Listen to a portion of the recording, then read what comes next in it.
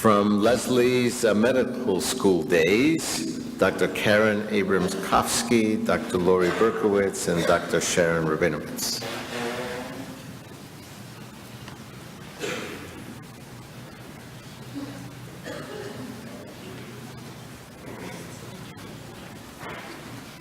Nice to meet you all.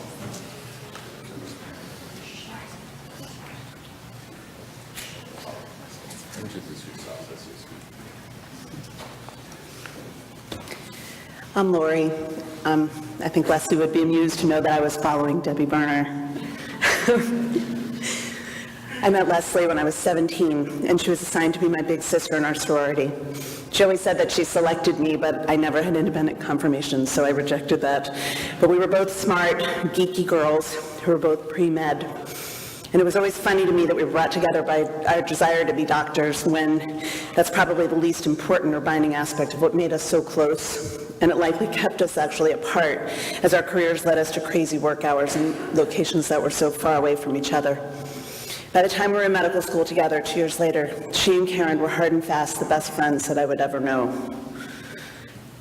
As Leslie would say, I loved her so much that I decided to marry her. It took a while, but I found a smart Jewish doctor who was also just so organized, and like Leslie, also loved Amy Mann, which I never understood. It got so that Leslie and Scott would organize our plans without me, and as you can imagine, Mitch and I were just fine with that. Our families worked so well, even though my kids were so much younger than theirs. When they came to Boston 2 years ago to visit, I remember the horror I felt when I forgot to hide from Hannah the soap that was made with honey. And I will never forget watching beautiful Ari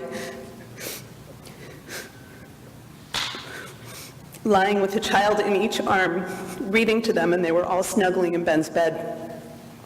About 2 to 3 years ago, we met up in Disney World, and Mitch, Scott, and kids made up this dance where they all held hands in a line, and they sang this bizarre and not quiet song, which they basically did all day, while Leslie and I lagged behind, sort of trying to pretend that we didn't know them. It was embarrassing behavior even for Disney World. But I remember this moment, our arms were linked, me soaking from the River Rapids ride, and of course Leslie not, because she would never be impractical enough to walk around in wet clothes, with us talking about how grateful we were for that moment, for all we had, for the love we felt for all of them and for each other. For over 30 years, Leslie has been my best friend, my assigned and my selected big sister, and my life advisor. Although ironically, I learned last month when we were together for her 50th birthday that probably over half of the advice that she gave me was really stuff that Marcy had told her. So things that Leslie taught me: choose to see the best in people, wear hair gel, and she worked on that for years with me. Buy expensive shoes, just do it, Lori. Join a temple, because among other things, on Sundays when your kids are at Hebrew school, you finally get some alone time with your spouse. Lori, you need more babysitting, and she gave me her beautiful niece, Sally. Choose your spouse wisely, love unconditionally, and sometimes it's just best to keep your mouth shut. It's been said that many people will walk in and out of your life, but only true friends will leave footprints in your heart. And I guess I would say that Leslie, with her beautiful self and the wonderful family that she and Mitch created, left size 10, narrow, kick-ass, expensive footprints on all of ours.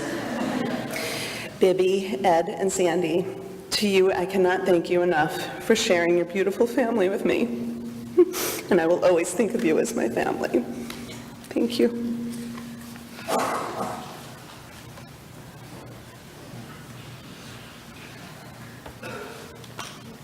I'm Karen.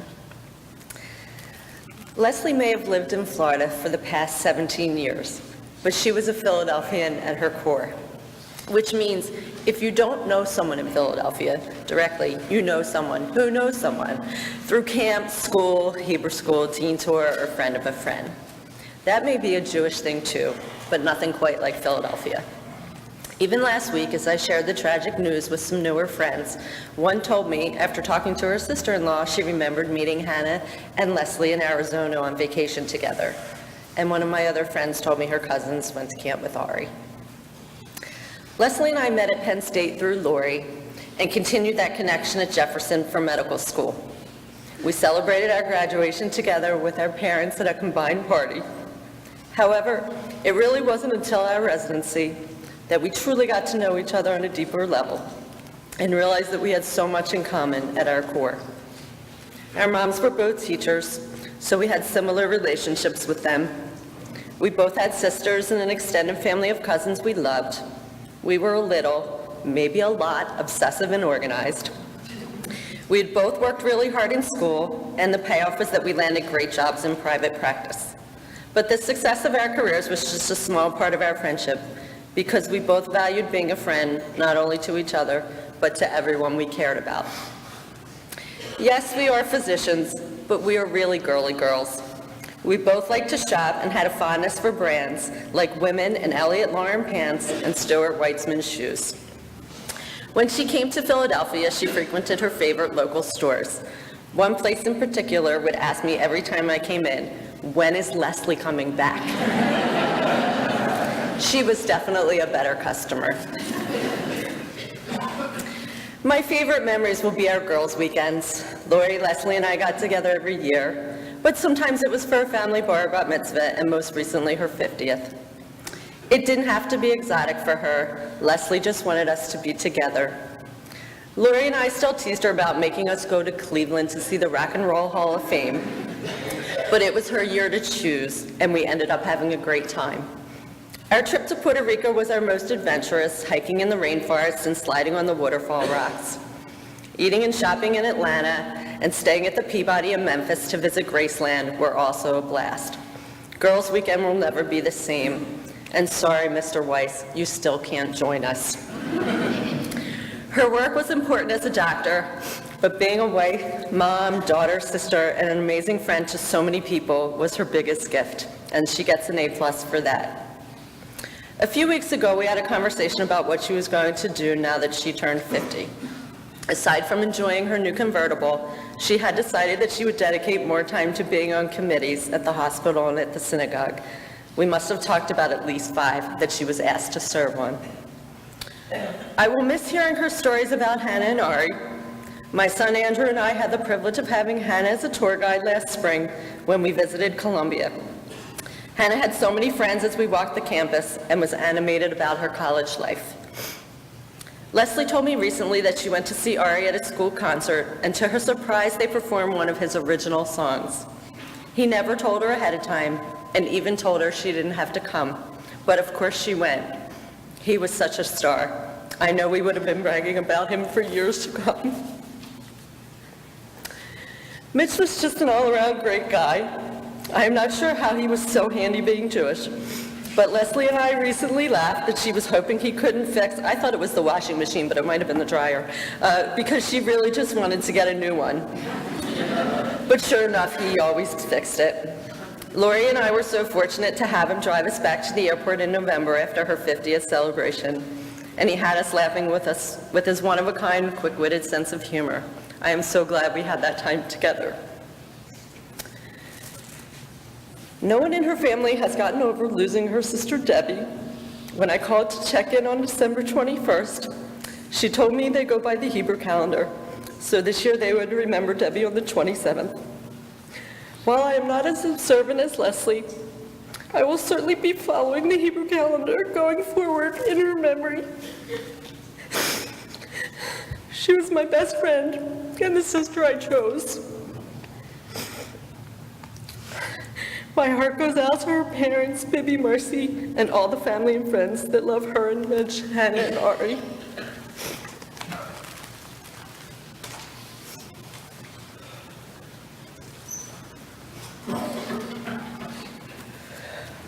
I'm Sharon. A wise Rabbi Josh told his Atlanta congregation once, "It's not what you do, but how you can be." We have all shown today that we can be supportive, kind, inclusive, loving, and most importantly, present. That is something Leslie and I had vowed to be, present for all the simchas. Most recently, my daughter's bat mitzvah and her amazing, very special 50th celebration. Now I'm here to celebrate her life, her wonderful family, her wonderful friends, and our friendship. I'm fortunate to have been friends with both Leslie and Mitch separately before they came Leslie and Mitch, one word. Many of us are doers. Collectively, we can honor the legacy of our friends through enriching the communities touched by this passionate family. However, I've been also thinking about what I can do each day. Leslie made me a better person and will continue to do so. I want to honor Leslie, my big sister at Jefferson, with the most contagious laugh and magnetic personality by being the best friend, mother, sister, community leader that I can be. All of which she executed with wisdom and amazing humor. To honor Mitch, my study partner who distracted me and tried to diffuse the intensity of medical school with humor, I will love my family and work with unbridled passion, all the while using intelligent, dark, and sarcastic humor whenever possible. To honor Hannah, I will protect and honor the world in which we live. I think of her every day as I fully embrace Emory's new, no-joke, intense, and commendable recycling efforts. To honor Ari, I will dance like everyone is watching. I will not sing. And I will strive to be a leader beyond my years. I offer to you the same question of how to honor our friend's memory daily as we all try to be present and do good in our lives as they would have wanted us to do. Thank you.